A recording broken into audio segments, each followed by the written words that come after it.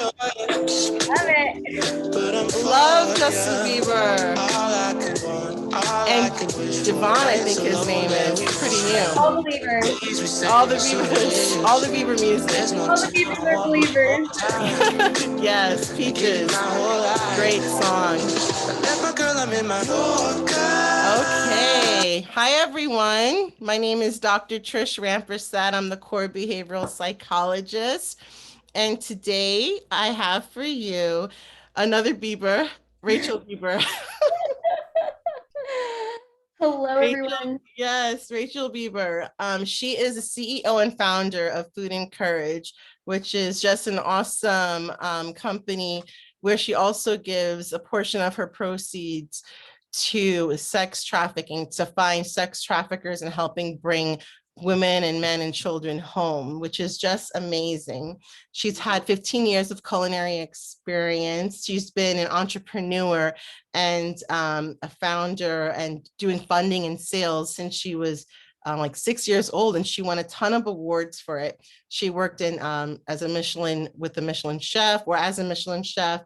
She worked in Silicon Valley, San Francisco Bay Area, even worked with the New York Times, Bobby Flay, a bunch of other names. She is also working with Fox News. She's going to be appearing with them as well. Yeah. And just really, really proud of her.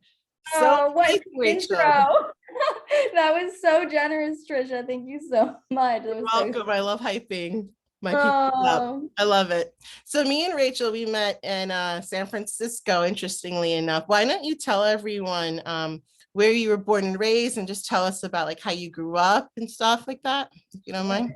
Yeah. And thank you for coming on, Rachel, by the way. I really appreciate it. Oh my God. Yeah. First of all, just thank you so much for having me on your show. You're amazing, Trisha. It's great to be Thank here. you. Thank And you. it's so amazing too. after all this time, we've both ended up back on the East Coast and got to Oh yes, we did. Yeah. The greatest city in the world. Yeah, so true. I'm originally from Lancaster, Pennsylvania, so I'm very much so an East Coaster.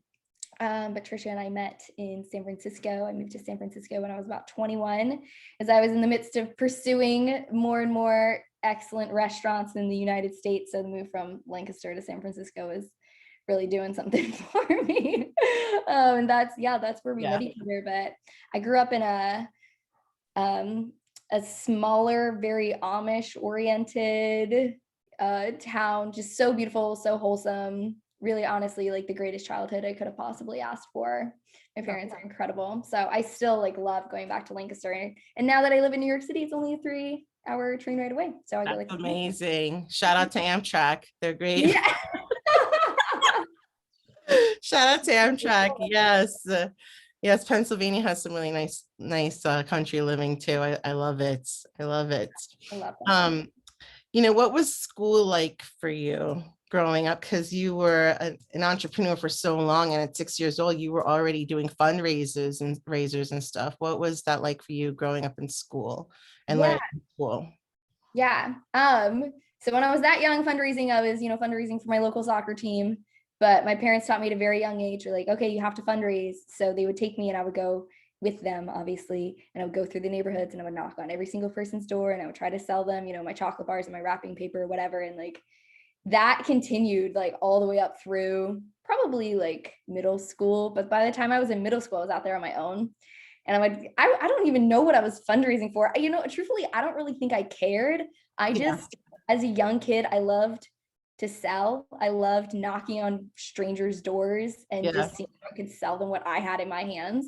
And I think I was also very motivated by the prizes. I think eventually I got a prize.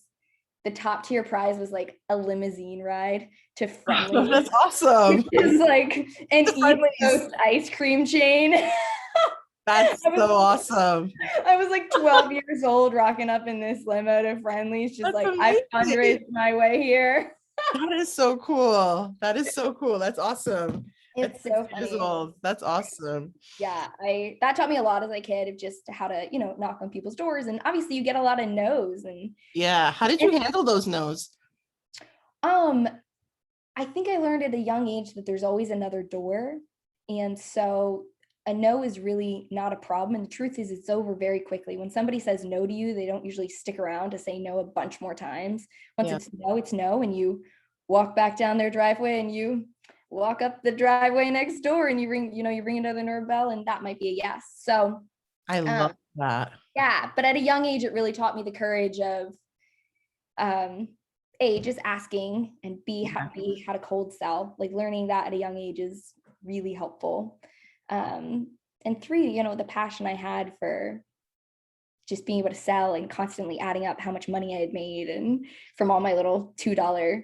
Yeah. That's all. Who influenced you? You mentioned your dad a bit. But I mean, both my parents were just, I owe them the world. Like they're so incredibly supportive, and they really used to go with me as a young kid to fundraise. Like they were never blowing me off, and my parents had a lot going on. My parents were entrepreneurs. So my whole childhood and adolescence, my parents owned a vending company. So I, for years, watched my parents like get up really early and stay up late and like work on this business they were building. And I watched it go from our garage to a larger warehouse to like throughout the county. So I was very aware of like how much I adored watching things be built. Yes. And secondly to that, there was times as a very young child that I was with them before school filling vending machines. So I was I never had a moment that I was like turning a blind eye to work. In a young age, it really taught me the value of the money. It was like, yeah, making like 75 cents an hour as a 6-year-old. It was gold. I was rich. Absolutely. Yes. Vending machines. Wow. Yeah. That's amazing. Yeah. That's awesome. Mm-hmm. I know something about you, about your learning disability. And I think, yeah. Me and Rachel, we went to a museum with our friend Erica, and we were walking. Yeah. And she has a podcast too. She does. Fresh Melanin. And shout out to Erica. She got me these glasses. Oh, shout out to Erica. Amazing. So check out her podcast too, Fresh Melanin.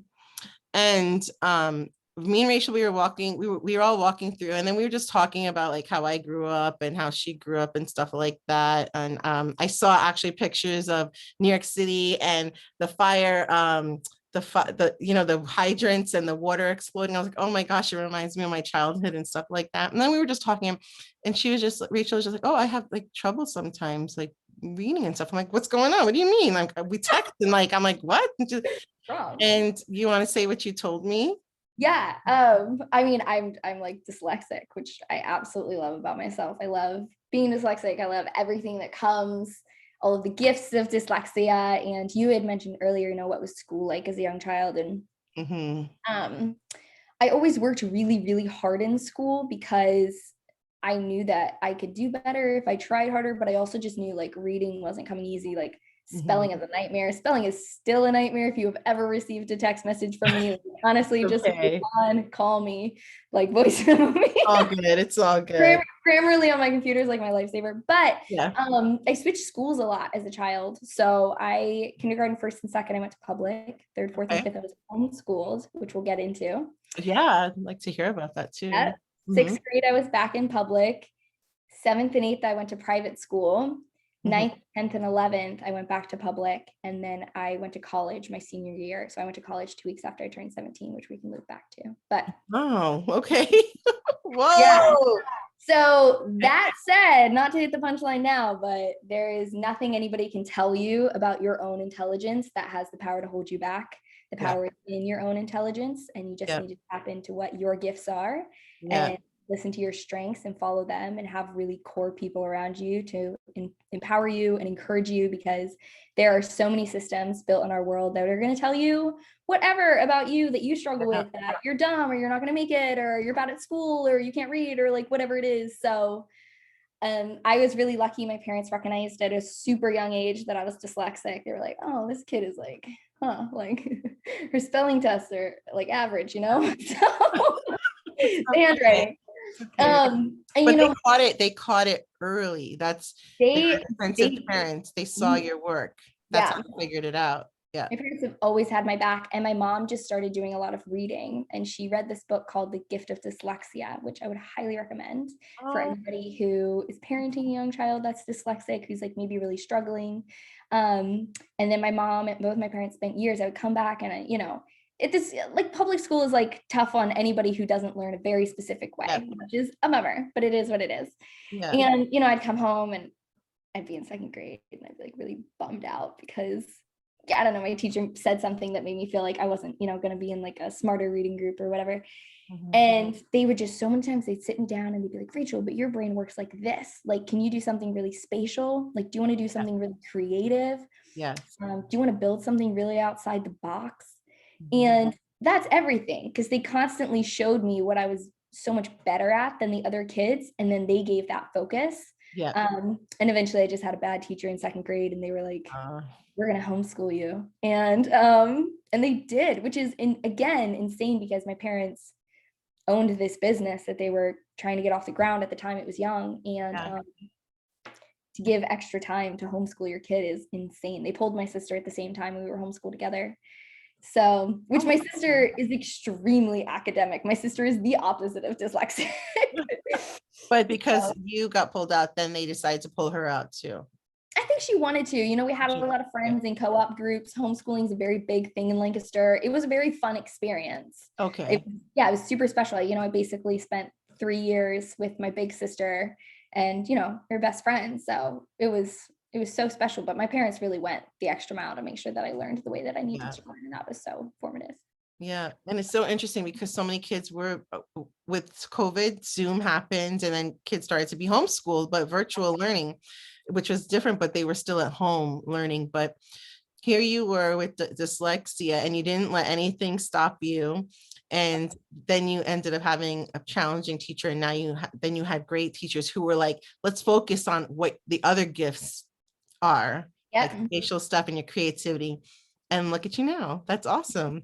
Ta-da. Ta-da. That's just so Here awesome. we are. Yes. Oh my goodness. Yeah. How did food encourage? Sorry, go ahead.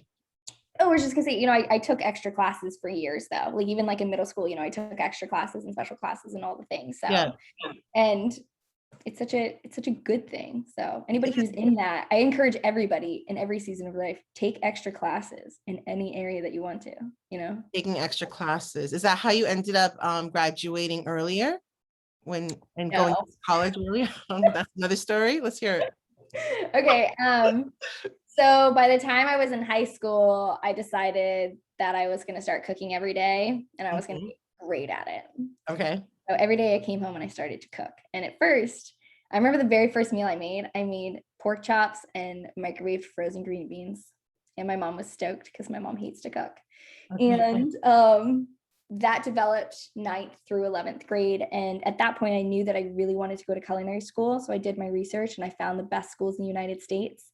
And one of them is Johnson & Wales. And as I continued to do my research, I realized that Johnson & Wales has a program that lets you come early if you dual enroll your senior year of high school with your freshman year of college. And when you do that, you get 50% off tuition. So it was going to save me like $13,000.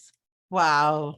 And the only credit I needed to graduate high school was one English course. So long story short, the public school was like, we don't want to be liable for you. You can't go. And so my family being my family was like, that's no problem. We don't care. I went to like the school board. I made a presentation. I was like 15 years old. Oh my gosh. Oh yeah. And they were like, no, you can't be liable, And so my parents were like, yes, no problem. So they unenrolled me from public school. They enrolled me as a homeschooler. And then I moved to Providence, Rhode Island 2 weeks after I turned 17. And I logged my one English class. And then at the end of my freshman year of college, I came home and I graduated and walked across the stage with a bunch of homeschoolers. So, oh my goodness. That's how I want to applaud you. Applaud my mom. She's the one who really made that happen. But I love that tenacity. I love that when people told you no, that we're supposed to support you, you were like, no, I'm going to keep. And at 15, you presented. That's great, Rachel. That's really a blessing that you have parents that, supported those type of things. And you can sit here and talk about it with a smile and look back and like, wow, I'm thankful for that. You could have had it get you down. What do you do for mental health issues like self-care and stuff like that? When you do get the nose and you do feel like put down and doors are closing, what do you do specifically for that? Yeah, that's such a good question. I absolutely love that question, Trisha. 2 weeks ago, I was in a spot where I was like having some tough days, probably the toughest 2 weeks of my year. And so I was really thinking about the question that you just asked. I was like, all right, Rachel, you're not feeling good. What's the move? Because, starting a business, the larger the business gets, the larger the obstacles get. And there's days that feels really crushing. Yeah. I hit that specific wall. Mm. And I was grateful because I realized two things. One of which, in the past couple of years, I've worked a lot on my mental health, and I have even like subconsciously put safety nets in my life to catch me so that I don't like hit depression or hit deep anxiety or anything along self-loathing, all the things, right? Where it's like so easy to be so hard on yourself. And so I have layers of that. I have about 7 people that are super core in my life. Like that includes my parents that at any given moment, I commit to being really vulnerable with. So if I do get depressed, I have to tell somebody. Like I have to tell someone, or like any of those things. Yes. And like be like I have to spend time reaching out with them consistently until I bounce back. So I did that. And then secondly is I work out a lot. I'm at the gym 5, if not 6 days a week, but I take a Sabbath. I really believe in the Sabbath. Yeah. And right now I'm running a pretty massive amount. So I'll do my first marathon next year, which is exciting. Oh, congratulations. Which one are you doing? I'm trying to get into the New York City Marathon. Obviously, if I get selected, I had a feeling it was going to be that one. Yeah. That's the dream. That's the dream for runners. Yeah. But exercise helps my mental health so much. Like if I'm in a bad place, I go to the gym, and every time I have a thought, I have to add a rep. Yeah. Because I can feel my body releasing the endorphins and the serotonin in it, and I also give myself extra grace to sleep a little bit more, because your body really heals when it sleeps. Very good. Yep. So I always make sure on days that I'm feeling bad that I'm sleeping 8 hours, I'm eating 3 hot meals a day, specifically hot, and I've taken a hot shower. Very good. I love those.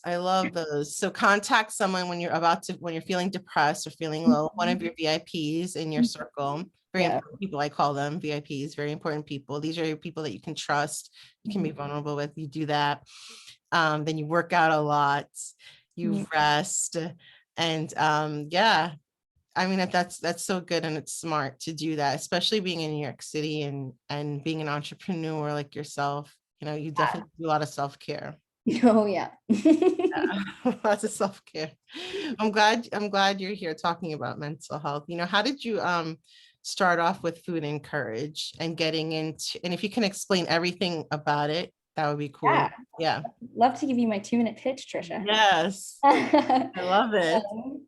So Food and Courage is a company that helps end sex trafficking. We specifically sell shaved chocolate chunk cookies that are gluten-free, dairy-free, and made with all natural sugars. So they're super helpful to your body, and they're helpful to like what's happening in our world. We include encouraging notes in all of our packaging because, as we're talking about health, we know that even like a simple encouraging word, when we read it, whether we decide that we like the note or not, your body, like your brain will release endorphins as it receives something encouraging. That's right. We sell online and we sell in bulk. So we sell our cookies packaged in packs of 10 in our really gorgeous executive gifting. So we do like much larger orders, or you can just buy a couple off of our website at foodandcourage.com to have our delicious, mind-blowing cookies. And like you said, we donate 10% of proceeds to help end human trafficking to organization that really practically approaches what sex trafficking is in America today. Yes. So definitely go buy some cookies. Yes, for sure. Well, so go to foodandcourage.com, right? And they can order their cookies. I'd love for you to give tips, because on sex trafficking, like what should people look out for? Like I hear stories about oh, on planes, like an air flight attendant thought someone was being sex trafficked, or like a girl slipped a note to someone on a plane. Can you give tips? Do you have any tips on like what people can look out for Mhm. if they think someone is being self trafficked? Do you have any tips of what we can look out for? Yeah, truth be told, it can be a hard thing to look for, and it can be, exhausting to look for, like something that's really hard to think about all the time. And so I just really want to recognize that Yeah, first. It's not an easy topic. It is a really devastating thing. It's an yeah, industry that grows year over year. Um, and I think the best thing that we can do at all times is just be super aware of our surroundings. mhm, So in our modern day age, it's really easy to just be on our phones or be distracted or be listening to music. But the more we are just so aware of what's happening around us, like you'll pick up on little cues no matter what. And usually that's, usually an extremely over controlling person, yeah, somebody who like maybe isn't speaking at all and is just being told what to do all the time. And um, it's kind of a hard thing to pinpoint, but if you're being trafficked, there's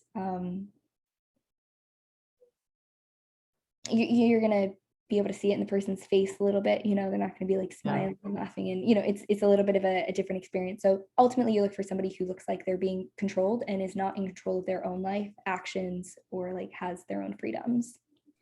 So um, to be aware and get our faces away from technology for a bit if we're in traveling or public areas, that sort of thing. Even rest stops and stuff like that. If you're driving, you can pick up on things. especially Yeah, yeah yeah, especially for sure. yeah What got you into that? Like, what made you want to be part of yeah this passion, so to hmm to give? It's a really good question. So when I was 13, I found out what sex trafficking was. And to be fair, I had a very sheltered, safe, loving childhood, and I'm forever grateful for that.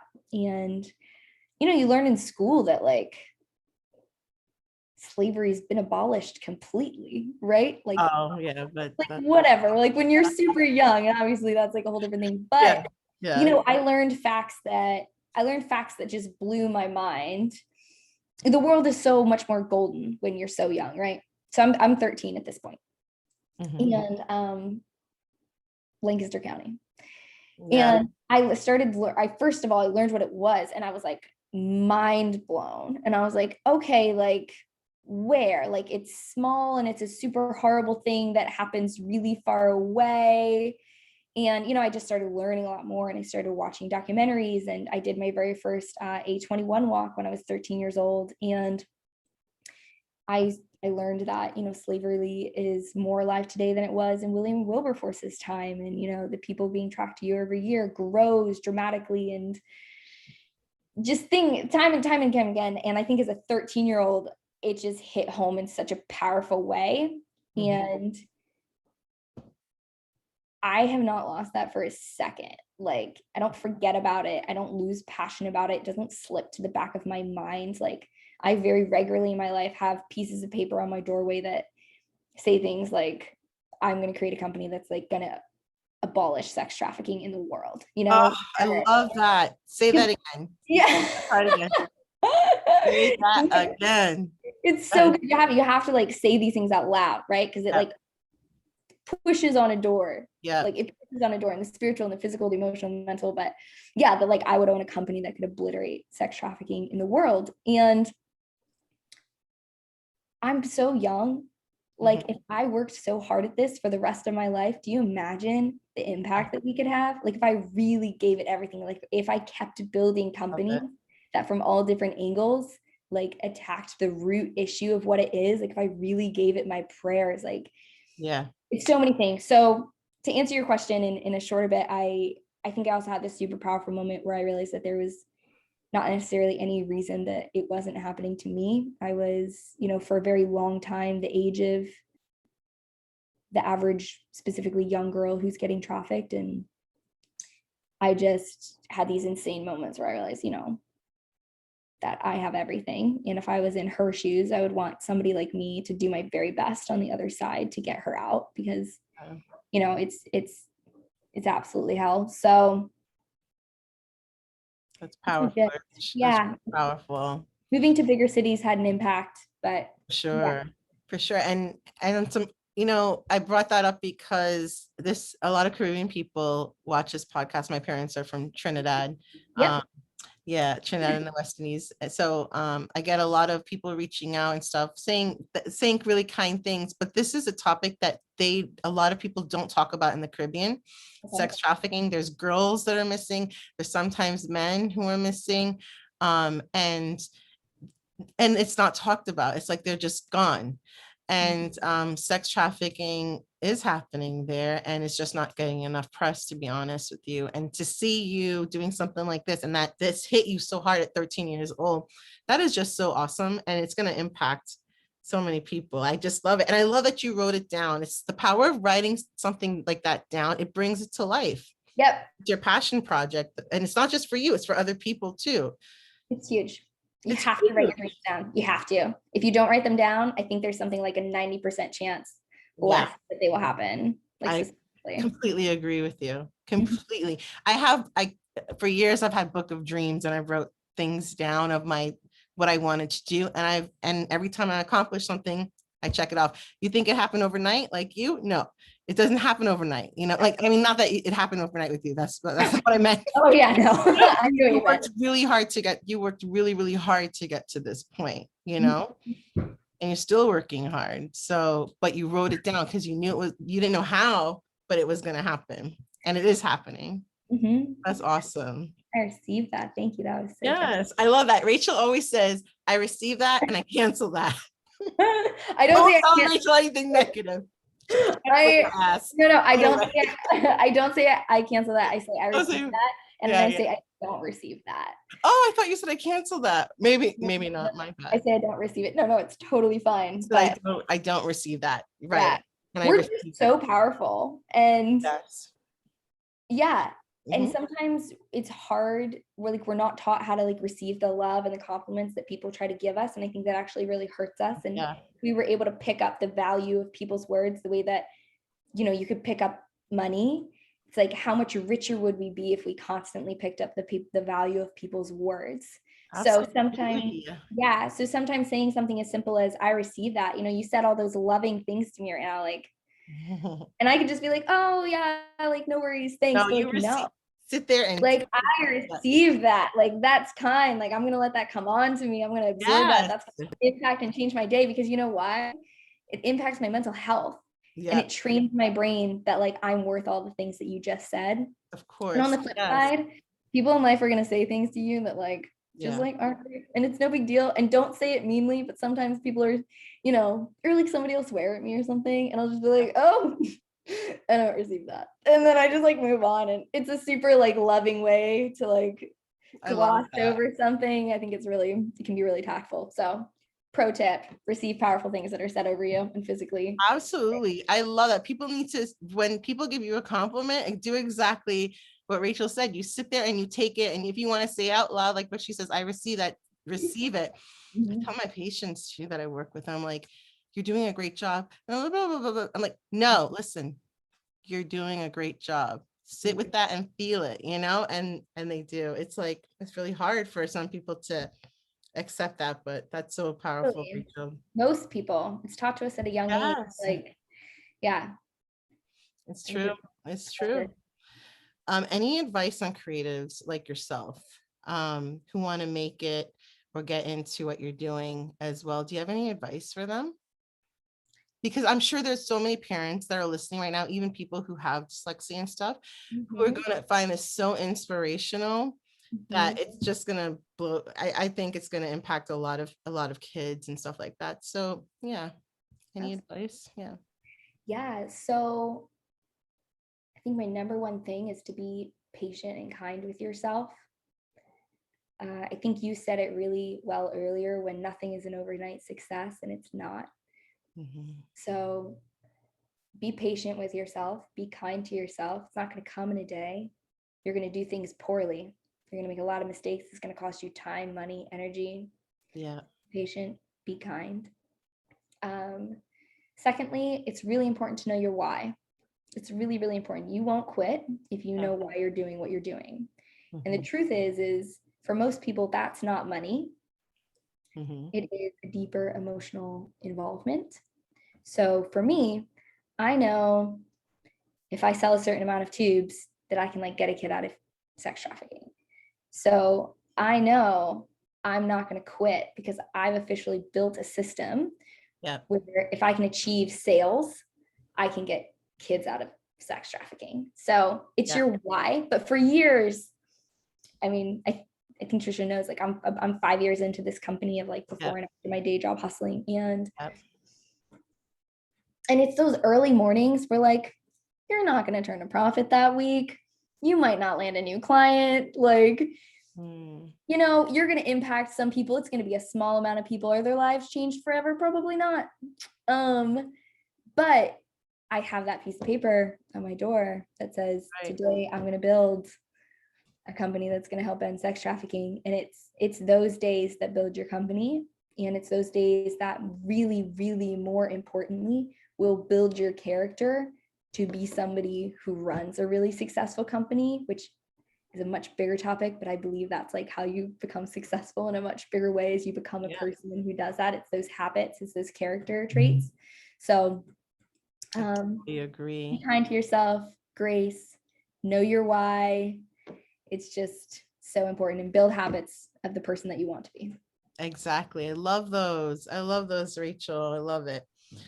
What would you like people to remember about you from years and years to come? Great question.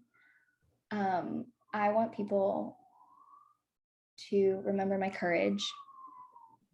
Yeah. And that's my biggest one. There could be a lot of others, but at the end of the day, like I want people to remember my courage, and I want my courage to have made an impact. I want it to have saved little kids' lives. I want it to have